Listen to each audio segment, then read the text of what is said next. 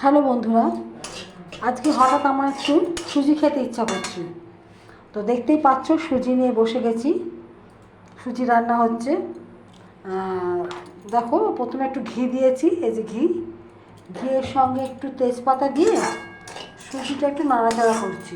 দেখতেই পাচ্ছ একটু লাল হয়ে গেলে তাতে এই যে দুধ দিয়ে দেবো, যে দুধ রাখা আছে, আর চিনি দেবো। তো একটু সুজিটা একটু পাতলাই করবো। আমার কি জানি আজকে একটু মুড়ি দিয়ে সুজি খেতে ইচ্ছা করলো। কখনো খেয়ে দেখেছো বন্ধুরা?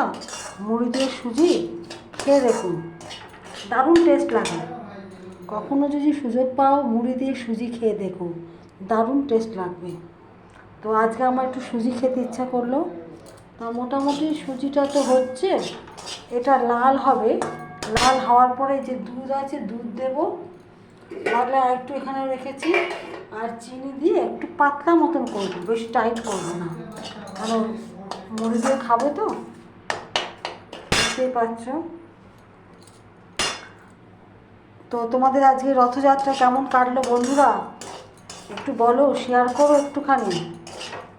কার কার ছেলেমেয়েরা, বাড়ির ভাইজিরা ভাইপোরা রথ নিয়ে বেরিয়েছিল, তাদের সঙ্গে তো বড়দের যেতে হয়।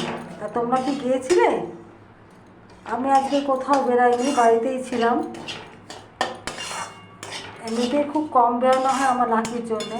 তো দেখো, এটা একটু লাল হলে তবেই দিয়ে দেবো, দুধটা দেবো। তো আজকে খুব ইচ্ছা করছিল, মন টানছে সুজি খাওয়ার জন্যে, একটু সুজি করছি।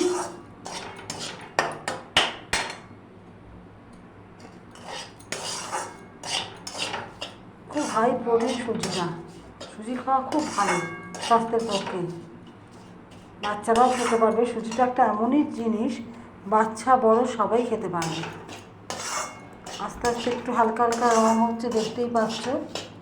একটু বেশি লাল হলে তবে এটাকে দুধ দেব।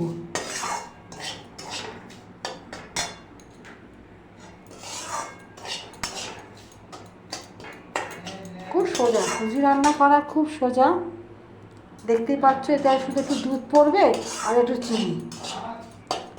যারা একটু বেশি চিনি খেতে ভালোবাসে তারা একটু বেশি চিনি দেবে, আর যারা একটু হালকা চিনি খেতে ভালোবাসে তারা একটু কম। দেখেছো লাল হয়ে এসছে আস্তে আস্তে।